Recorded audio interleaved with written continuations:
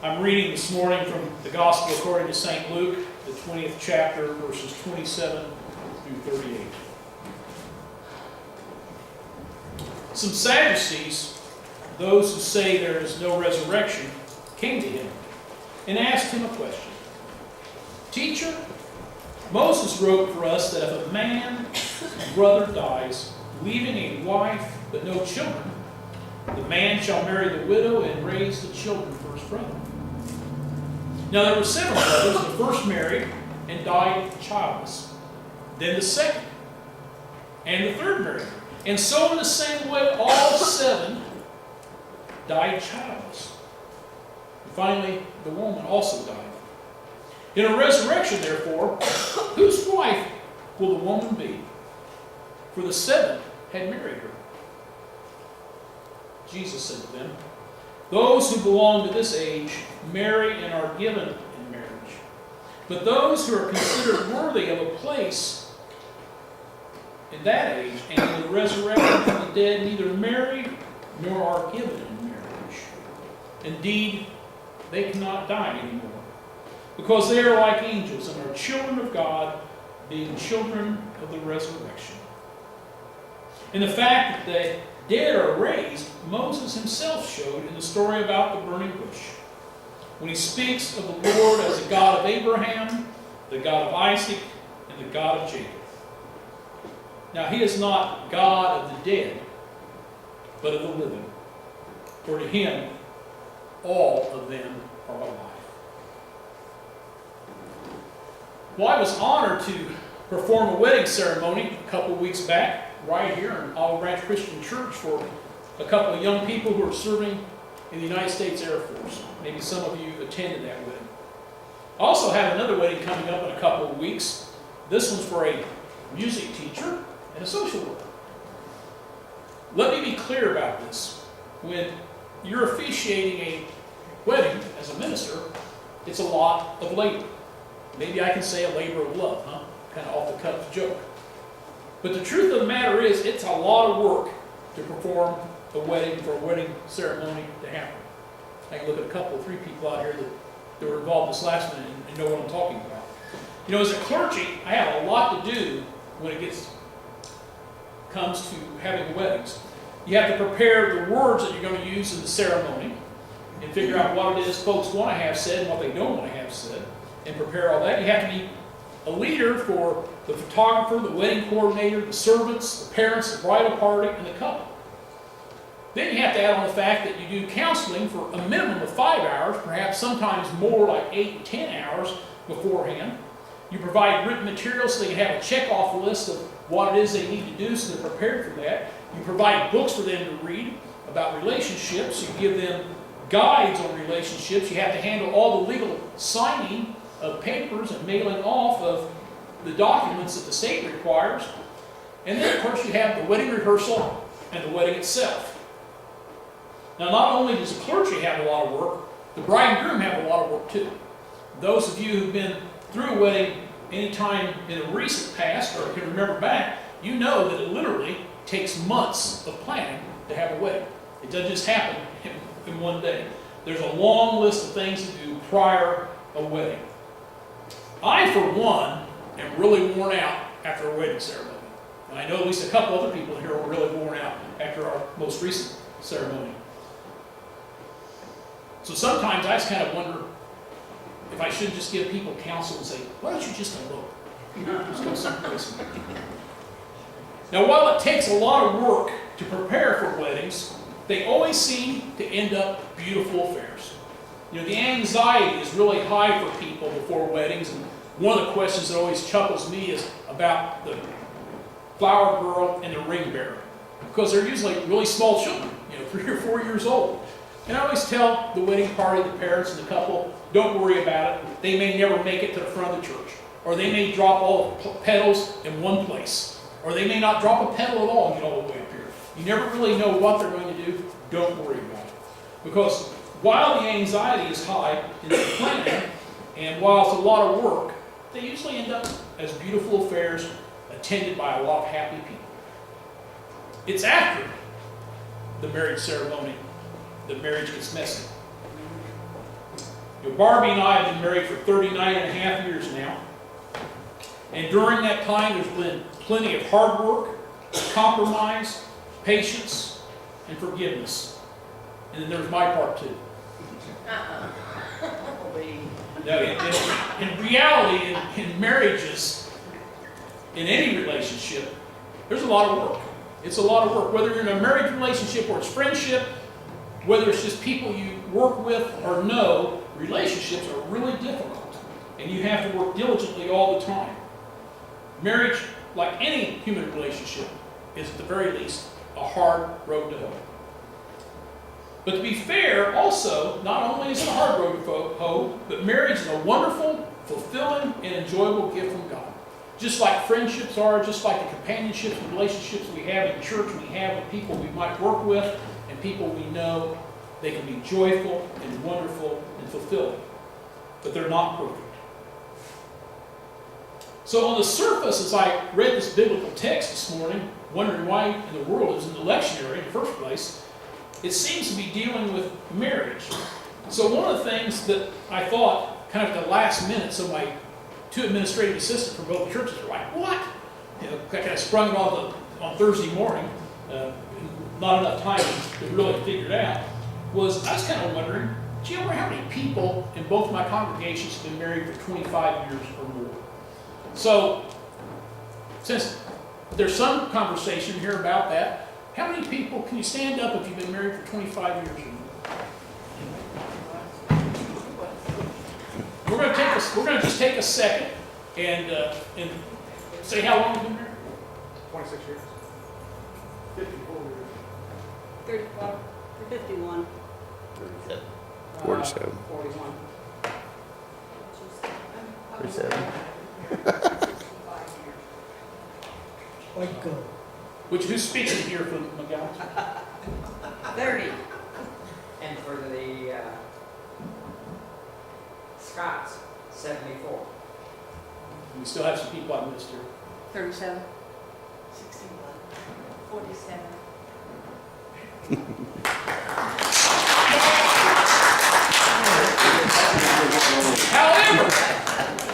However, if you haven't been married before, or if you've been married and you're no longer married, please don't hang your head. Because as I said before, relationships, at the very least, are very difficult. In and out of marriage. We human beings just have a really hard time with dealing with one another. Period. Whatever it looks like. Well, today, you heard me and you read along as I shared this narrative where the Sadducees continue a conversation and argument with Jesus, this time particularly about the institution of marriage. Now, on the surface of it, it looks like it's going to be a lesson about marriage. I mean, when I first kind of was reading through it, that's what I was thinking, here we go, it's going to be a lesson about marriage. But in reality, what the Sadducees are really trying to do is they're trying to trick Jesus into saying something about the written tradition of Jewish religion that goes against that written tradition. So for me, these Sadducees come up with this ridiculous question about relationships and about after 7 marriages, who's going to be together in heaven. You may or may not know who the Sadducees are, so I probably need to take a moment and explain their role so you'll understand who they are. First of all, I want to say this, that in the time of Jesus, in the Jewish religion, in Judaism, there were many sects of Judaism, just like there are many sects of Christianity today. You know, we have Methodists, Baptists, Catholics, Episcopalians, Disciples, and a billion others, it seems like. I mean, there's tons of sects of Christianity. The same was true for Judaism. There was not just one sect of Judaism. I think sometimes when we read the Bible, we think about Judaism, about being a Jew, we think, well, there's just Jews. No, there's not. They're just like the Christians. They have a whole bunch of different ideas theologically about what's going on. Now, while there were many groups, there were some prominent groups, the ones that you may have heard their names at least before. That's Pharisees, Sadducees, Zealots, and the Essenes. The Pharisees and the Sadducees were the more conservative groups, and the Zealots and the Essenes would have been more radical. Although I don't like to use those terms, radical and conservative, I don't know of other ways of describing except for those. For instance, to help you identify who they are, the zealots, think about that word zeal. They had a lot of zeal. They were the people who wanted to take up arms against the occupying armies of Rome.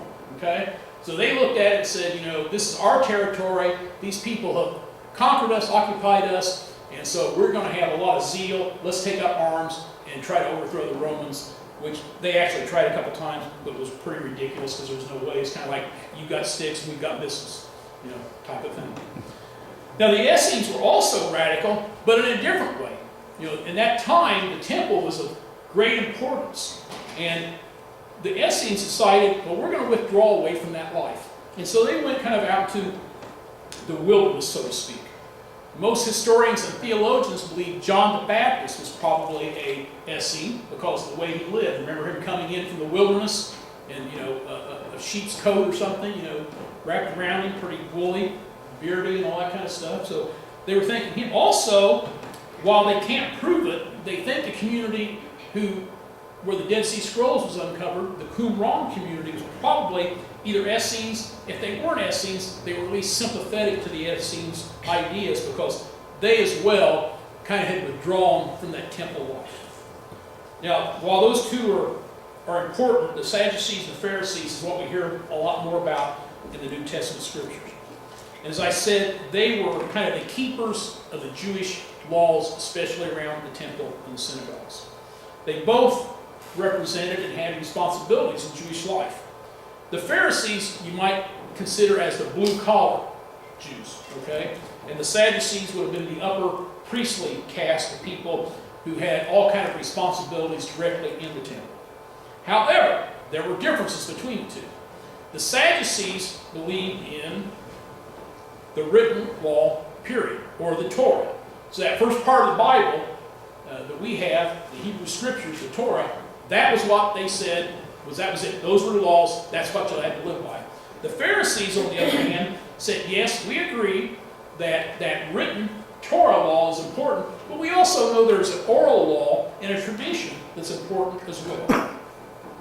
Not only did that separate them, but also the Pharisees believed in a resurrection, while the Sadducees did not believe in a resurrection from the dead, which always sprung a joke in seminary about the Sadducees that since they didn't believe in the resurrection, they were sad, you see. By the way, the Sadducees pretty much disappeared after the destruction of the temple in Jerusalem in 70 AD. So all of the forms of Judaism you see today pretty much are based on the Pharisees' theology, or Pharisaical theology.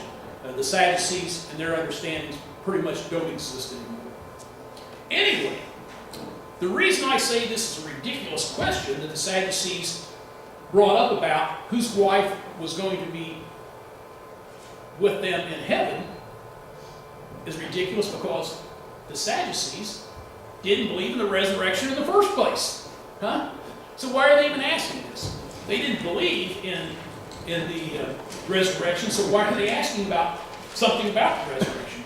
So what's really happening here is they're trying to trap Jesus into responding in such a way to show that his beliefs about the resurrection are inconsistent with the law of Moses as written in the Torah. Now, good old Jesus, as always, addresses these issues in an outstanding way. He gives us a list of God as a God of Abraham and Isaac and Jacob, and goes on to portray these patriarchs as being alive with God, and probably in a way that the Sadducees couldn't understand, but still alive with those folks. And Jesus tops it off by making that last assertion by saying, God is the God of the living, not the God of the dead. You know, it seems to me, as I was reading this, that people in church, people who call themselves Christian, people who call themselves Jews probably, spend too much time asking ridiculous questions. They spend too much time worrying about the small things instead of worrying about and asking questions about the big things that really matter. I mean, at least for me, who cares who's married to who in heaven? I'm more worried about being alive right now, about what's going on in my world, my neighborhood, my church right now. I care about human existence, how we interact one with another, about the poverty, the injustice that exists, the crime that it seems like this last week there was a violent crime in Indianapolis every day. I'm more concerned with that than whether or not I'm going to be married to my wife in heaven. And I'm not the only one that thinks that way. Jesus thought the same way too. Jesus thought that we need to be paying attention to the here and now, to the big things that matter, not the little things. Last Monday over at Centenary Christian Church, for the first time, I've been working for like 2.5 years with the congregation to convince them this was a good idea. And finally, last Monday, for the very first time, the folks who came to the food pantry gathered in our sanctuary, and we took them downstairs about 10 at a time. I think we ended up with like 120 families coming in that day. And while we were there, I had a couple of counselors with me to give counsel to people if they needed it or pray with them. And of course, I'm a preacher, so I couldn't just sit there and do nothing. So we sang some songs, a cappella, and I preached some. We did Bible trivia. And one of the things we did in Bible trivia is I asked them, how many commandments were there? And of course, bunches of people said, 10! Well, they were wrong. They did really well with the Bible quiz, but 10 was wrong because actually in the Jewish law or the Torah, there are over 600 laws and commandments. So there are way more than what we think of. And some of them are little things, and some of those laws they kind of twisted around to work out. For instance, one of the things is on the Sabbath, you can only travel no further than a mile from your home. But to get around that, what they did is like take a handkerchief and go out a mile and bury that handkerchief. That was still home. It was part of the property. That means I can go 2 miles. Really. So they had all these little tricks with these written commandments they had. But a lot of them are about little things. Little things, not the big things. So we hear Jesus being confronted, not just in this story, but many times throughout the Bible by the Pharisees and Sadducees about these laws. Another story that we can hear is the story when Jesus on the Sabbath day heals someone. You remember that story on the Sabbath? Jesus heals someone. And of course, the leaders all like, oh, what are you doing? It's the Sabbath. What are you doing working on the Sabbath? And his suggestion to them is, well, if you had an animal, if you had a donkey or a cow or a goat, or a dog, I guess, a cat, whatever, and it's stuck in a side ditch, and you can't get out because it's deep in mud, would you leave it there to die, or would you get it out? And of course, there's no response. They don't say anything because they're like, oh, okay, we're stupid. But the point of it is that they're worried about little stuff while Jesus is worried about big stuff. You see, Jesus just didn't get hung up on the little stuff. He was concerned about the big picture. And so he was trying to persuade and explain to the overseers of the law, the Sadducees, that they were wasting too much time on these 600 and some commandments and all the written things and forgetting about those 2 basic commandments that they should really be thinking about. Jesus said, don't get hung up on that because there's really just 2 things that you need to know. You don't have to have them written down. They can live in your head and your heart. And that's to love God and to love your neighbor. Simple enough. Simple enough. Now we all know that we live in a broken world. We have more counselors, mental health caregivers than we have ever before. We know there's crime and hunger and illness and suffering and death all around us. As I mentioned this last week, it seemed like every time I turned on the news, we had a violent crime going on here in our small community of Indianapolis. And we know that there is injustice that exists. And so the big questions we could be asking ourselves is, how can I help end all this violence? How can I help end hunger? How can I help end anger and illness? How can I help end injustice as it exists? These are big things. Little things are things like, who will I be married to in heaven? How will I get a new car? What kind of cool clothes can I have? How can I accumulate more power and more money? Those are little things. Jesus wasn't concerned about those. He was worried about the big things. Now, I don't want to come off as sounding sarcastic, but this may well sound sarcastic when I tell this next story. But I spent a long time as a hospital chaplain. And normally when my pager went off, it wasn't to share a birthday cake. It was because someone was crashing. It was a crisis. And so at those times of crisis, when someone was near death, someone had just been told they had non-curable cancer, been in an automobile accident where someone was hanging on by a thread, whatever it might be, and I went to give care to them, I never, ever once, I literally have been with hundreds of people when they died and taking their last breaths with their family. Never, ever once. And all the times I've been with people who found out they've had cancer, heart disease, there after a child or a loved one had been in an automobile accident, a shooting, a knifing, suicide, never once did anyone ever say to me, boy, I wish I had more stuff. Never heard that ever. What did they say? What they were concerned with is, how do I get to a right relationship with my loved one? How do I get in a right relationship with my family? How do I get in a right relationship with my family and friends, those I work with? How do I get in a right relationship with God? Those are the big things. So you see, Jesus is inviting the Sadducees and also inviting you and me to imagine a world where the old rules of the world no longer apply. He is inviting us to lay aside all those stupid questions that we have that are silly and old and grasp onto new. A world where there is love and mercy shown by God and ask us to show the same to all creation. The Reverend Robert Naylor down in Georgia says this about big stuff, small stuff. Who's married in heaven? Small stuff. What car to drive? More small stuff. Driving a nail into wood and building a home for the poor? Big stuff. What floral arrangement to have at a wedding table? Small stuff. Serving at a table in a soup kitchen or helping a third world family plant a garden to feed themselves? Big stuff. And so I'm hopeful that this day, this sharing of the story from Luke will help us all to discern what is the small stuff and what is the big stuff that God asks of all His creatures. There are big things and there are small things. And as the old trite saying goes, don't sweat the small stuff. And most of it is small stuff. But there are big things that God is calling us to do. God is calling us to do big things as individuals. God is calling us to do big things as a church, as a people of faith. I hope this will help you as you discern those things. This is the Word of God for the people of God. Praise be God.